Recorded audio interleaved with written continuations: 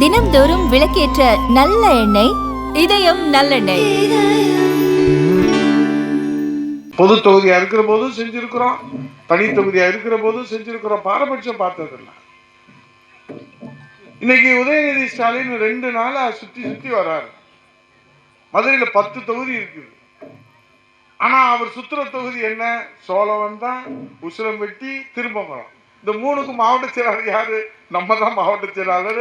நம்ம பொறுப்புல தான் இருக்கு. ஏன்? இங்க கட்சி வலிமையா இருக்கு.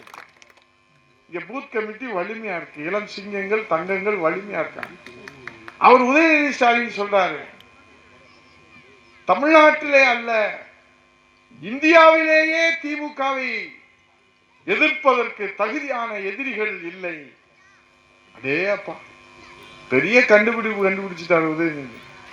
உதயநிதி ஸ்டாலின் அவர்களே, உங்கள் தாத்தா 17/10/1972 மன்னாதி மன்னன் மக்கள் திலகம் பொன்மன தலைவன் புரட்சி தலைவர் எம்ஜிஆர் இந்த இயக்கத்தை தொடங்குகிற போது அவரை குறைத்து மதிப்பிட்ட காரணத்தினாலே 13 ஆண்டுகள் கோட்டை பக்கம் எட்டி பார்க்க முடியாமல் வனவாசத்திற்கு இந்த மக்கள் அனுப்பினார். அதற்கு பிறகு புரட்சி தலைவி அம்மா அவர்களை நீங்கள் குறைத்து மதிப்பிட்ட காரணத்தினாலே திமுகவை இந்த அம்மாவால் எதிர்க்க முடியுமா என்று குறைத்த மதிப்பீட்டு காரணத்தினாலே சட்டமன்றத்தில் எதிர்கட்சி அந்தஸ்தை இழந்து 91ஆம் ஆண்டு ஒரு சட்டமன்ற உறுப்பினர் கூட சட்டமன்றத்திற்கு செல்ல முடியாத வரலாறு படைத்து, அதே மாதிரிதான் இன்னைக்கு இருவரும் தெய்வனுடைய மறு வடிவமாக இருக்கிற புரட்சி தமிழக எடப்பாடியாரை நீங்களும் உங்க அப்பாவும், நீங்க அவரை பாராட்ட அவர் இவரை பாராட்ட, மக்களை உங்கள் பாராட்ட மாதிரி தெரியவே இல்லைங்க.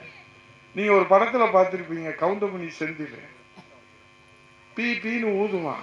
ஒருத்தன் வருவான் ஒரு மாலை எடுத்துக்கிட்டு, டக்குனு போட்டு செந்திலுக்கு போட்டு ஆஹா ஆஹா. இவர் ஊதுறதும் அவங்க ஆடுறதும் சிவாஜி கணேசன் பத்மினி ஆடுற மாதிரி இருக்குதுன்னா, கோவை சரலா பார்த்து பத்மினிமா, இவன் செந்தில பார்த்து சிவாஜி கணேசன் கவுண்டமணிக்கு கோவம் வந்துடும். டேய் இங்க வாடா, மாலை போட்டவனை கூப்பிடுவான். சிவாஜி கணேசனை பார்த்திருக்கியாடா? பார்க்கல. பத்மினியை பார்த்திருக்கியா? பார்க்கல.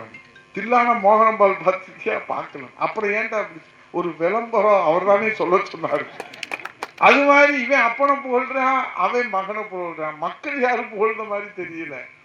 ஆனால் மன்னாதி மன்னன் மக்கள் திலகம் பொன்மன தலைவன் புரட்சி தலைவர் புகழ் இந்த மன்னாடி மங்கலத்திலிருந்து, இந்த மண்ணிலிருந்து சொல்லுகிறேன், அவர் மறைந்தும் அவர் புகழ் மறையவில்லை. இன்னைக்கு சென்னைக்கு போங்க, அங்க இறங்குறவங்க முதல்ல மக்கள் என்ன தெரியுமா கேட்பாங்க? ஐயா, புரட்சி தலைவர் எம்ஜிஆர் சமாதி எங்க இருக்கு? அம்மாவுடைய சமாதி நினைவாலயம் எங்க இருக்குதான் கேட்பாங்க. கருணாநிதி நினைவாலயம் எங்க இருக்குன்னு எவனும் கேட்டதா எங்களுக்கு தெரியாது. ஏன்னா எதுவுமே நீங்க செய்யல.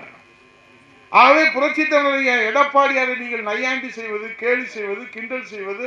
அவர் சொன்னாரு, எழுச்சி பயணம் முடிகிற போது எடப்பாடியாரும் எடப்பாடி டிரைவர் மட்டும்தான் இருப்பாராம். அப்படி கனவு கண்டு கொண்டிருக்கு. இன்றைக்கு ஊட்டியில கொட்டுகிற மலையில புரட்சி தமிழர் ஐயா எடப்பாடியார் எழுச்சி பயணம் மேற்கொண்டு இருக்கிறார்கள். ஒட்டுமொத்த வாக்காளர்களும் எடப்பாடியாரை நம் வீட்டு பிள்ளையாக வரவேற்கிற அந்த காட்சி. பூனை கண்ணை முடிச்சுன்னா உலகம் இருந்து போச்சா? நீ எழுச்சி பயணத்தை பார்க்கலன்னா நாங்க என்ன செய்ய முடியாது? நாங்க பொறுப்பாக முடியாது. நம்முடைய மதுரை மாவட்டம் 10 தொகுதி இருக்குது. இன்னைக்கு வளர்ச்சி திட்டத்தை ஆய்வு செய்ய வந்தாரு துணை முதலமைச்சர் உதயநிதி ஸ்டாலின். என்ன வளர்ச்சியை பண்ணாரு? நாங்க வருகிற காலத்துல தேசிய அளவில் போட்டி நடத்துவோம். 4 மாதத்துல நீ வீட்டுக்கு போயிருவீங்க, அப்புறம் நீ போட்டி நடத்துறது. சும்மா ஒரு தோற்றத்தை ஏற்படுத்துகிறது. இளவரசருக்கு மகுடம் சூட்டுவது, பட்டம் சூட்டுவதற்கான. துணை முதலமைச்சர் உதயநிதி ஸ்டாலின் அவர்களே, எடப்பாடியார் அவர்களை நீங்கள் குறைத்து மதிப்பிடாதீர்கள். அண்ணா திராவிட முன்னேற்ற கழகத்தை குறைத்து மதிப்பிடாதீர்கள்.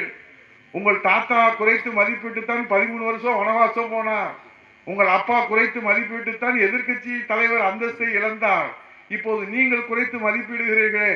அரசியலிலே நீங்கள் அடையாளம் இழக்கக்கூடிய ஒரு சூழ்நிலையும் இந்த தமிழ்நாட்டு மக்கள் தீர்ப்பளிப்பார்கள் என்பதை மறந்துவிடக் கூடாது. இது அண்ணா திராவிட முன்னேற்ற கழகம்ன்றது மக்கள் இயக்கம்.